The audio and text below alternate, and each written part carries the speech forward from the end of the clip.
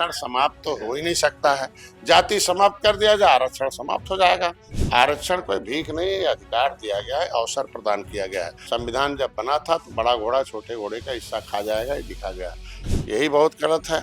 इस ओबीसी के लिए क्रीमी लेयर अलग है, सामान्य के लिए क्रीमी लेयर अलग है, ये भी एक मुद्दा है। इस पे तुरंत भारतीय जनता पार्टी को तुरंत इस पे स्टैंड लेना चाहिए। लिखवाया हमारे पुरखों ने, क्रिमिनल कास्ट घोषित हम 1931 में अंग्रेजों के गर्दन पर तलवार रख के लिखवाया है आरक्षण। ऐसे थोड़ी लिखा है, भीख थोड़ी है, ये अधिकार है। और हमारे लोगों ने गर्दन पर तलवार रख के लिखवाया आरक्षण है। अब दुर्भाग्य है कि लिखवाने वाले सत्ता से बाहर हैं और जो अंग्रेजों के तरफ खड़े थे वो सत्ता में हैं। हम कह रहे हैं कि खाली मिल्कमैन रिप्रेजेंट हो गया, लेदरमैन हो गया, अदरमैन कहा जाएगा भाई? उसको कब मिलेगा? उसको उसकी चिंता कौन करेगा? हम कह रहे हैं आज के दिन में आर्थिक आधार पर 10% दे दिया गया, उससे काम करें आज के दिन में। निशा जी, अब आरक्षण समाप्ति को लेकर के प्रोटेस्ट शुरू हो गया जंतर मंतर से लेकर। आरक्षण समाप्त तो हो ही नहीं सकता है। जाति समाप्त कर दिया जाए, आरक्षण समाप्त हो जाएगा। हाँ, धार्मिक आधार पर सोशल डिस्क्रिमिनेशन समाप्त कर दिया जाए, आरक्षण खत्म हो जाएगा। आरक्षण कोई भीख नहीं है, अधिकार दिया गया है, अवसर प्रदान किया गया है। देश में बहुत विषमताएं थी। संविधान जब बना था तो बड़ा घोड़ा छोटे घोड़े का हिस्सा खा जाएगा, ये लिखा गया है। उसके लिए व्यवस्था दी गई, 1931 से चल रहा है। और हमारे लोगों ने गर्दन पर तलवार रख के लिखवाया आरक्षण है। अब दुर्भाग्य है कि लिखवाने वाले सत्ता से बाहर हैं और जो अंग्रेजों के तरफ खड़े थे वो सत्ता में हैं आज के दिन में। जो अंग्रेजों के रेजिमेंट में भर्ती थे वो आरक्षण पर कब्जा किए हैं, जो अंग्रेजों से लड़ रहे हैं वो बाहर बाहर आज भी भुखमरी से लड़ रहे हैं।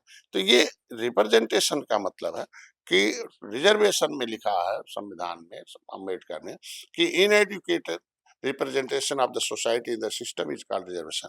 कि जिस समुदाय का जिस व्यवस्था में, राजनीतिक व्यवस्था हो चाहे किसी, वो उतना भाग न हो रिप्रेजेंटेशन, उसको रिजर्व कर दिया जाए।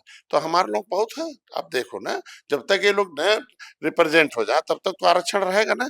हम कह रहे हैं कि खाली मिल्कमैन रिप्रेजेंट हो गया, लेदरमैन हो गया, अदरमैन कहा जाएगा भाई? उसको कब मिलेगा? उसको उसकी चिंता कौन करेगा? हम कह रहे हैं आज के दिन में आर्थिक आधार पर 10% दे दिया गया, उससे काम करें आज के दिन में। यही बहुत गलत है। इस ओबीसी के लिए क्रीमी लेयर अलग है, सामान्य के लिए क्रीमी लेयर अलग है, ये भी एक मुद्दा है। इस पे तुरंत भारतीय जनता पार्टी को तुरंत इस पे स्टैंड लेना चाहिए। इस मामले को बैठकर बेहद चर्चा कराए कि बेईमान कौन है, हिस्सा कौन खा रहा दूसरी जातियों का। अभी बैकफुट पर आ जाएंगे, ये सब भाग जाएंगे, को नजर नहीं आएंगे जितना घूम रहे हैं आज के दिन में। रिप्रेजेंटेशन के बारे में लिखा है अंबेडकर ने कि जिस समुदाय पर धोखेबाजी हो रहा, अन्याय हो रहा, षड्यंत्र हो रहा हो, उसे पता न हो, न जानता हो जनता है। और जो जान जाए नेता है, और जो लड़ाई लड़े वो नेतृत्व करता है। तो जो नौकरी कर रहा है वो रिप्रेजेंटेटिव है। उसके नाम से नौकरी नहीं भाई, 80 नाम नहीं है, ओबीसी नाम नहीं, समुदाय है। उस समुदाय की नौकरी कर रहे हैं। बेईमानी कितना बताओ? 28 लाख नौकरी है, बताओ। 28,000 परिवारों में कैद है? 14,000 परिवार अपर कास्ट का कैद है, उसमें भी घूम रहे हैं। 14 लाख नौकरी रिजर्व है, 7.5 लाख नौकरी 7,500 परिवार में, 6.5 लाख नौकरी, 28 अरब रुपए। 28 लाख नौकरी में 50,000 से लेकर 5 लाख तनख्वाह है, 2 लाख कर दो तो अभी 56 अरब रुपए हो जाए। एक 56 अरब में 28,000 का भाग दे दो, अभी देखो एक आदमी पर 2,000 आएगा।